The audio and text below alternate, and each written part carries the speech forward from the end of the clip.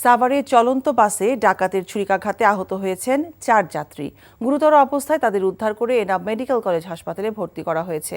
শুক্রবার রাতে ঢাকা-আরিচা মহাসড়কে এই ঘটনা ঘটে। যাত্রীরা জানান, রাত 12টার দিকে শিমুলতলা এলাকায় যাত্রী বেশে ডাকাতরা অস্ত্রের মুখে যাত্রীদের সর্বস্ব লুট করে নেয়। লুটপাট শেষে জাহাঙ্গীরনগর বিশ্ববিদ্যালয়ের মীর মোশাররফ হোসেন হল সংলগ্ন মহাসড়কে নেমে যায় ডাকাতরা। আহত 4 জনের মধ্যে শামীম হোসেনের অবস্থা গুরুতর। তিনি আশুলিয়ার শ্রীপুর এলাকার বাসিন্দা, চাকরি করতেন ঢাকার একটি বাইং হাউসে। এদিকে সাভারে ঢাকা-আরিচা মহাসড়কে জাহাঙ্গীরনগর বিশ্ববিদ্যালয়ের বাস চাপায় সোহরাব হোসেন নামে এক মোটরসাইকেল আরোহী নিহত হয়েছেন।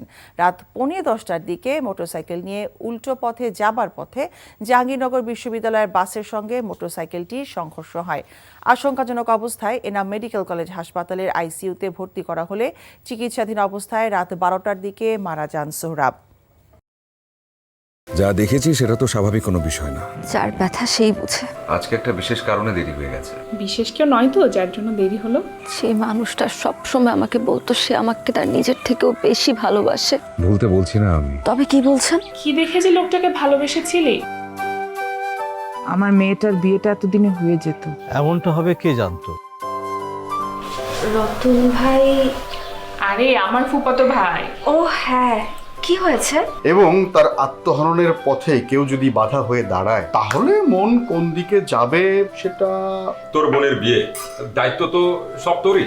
অনেক সময় গাছের ডাল কাটলে গাছ প্রবলতরতে যে বেড়ে ওঠে, প্রেমও সেরকম। আঘাত লাভ করলে দ্বিগুণ শক্তিমান হয়ে ওঠে।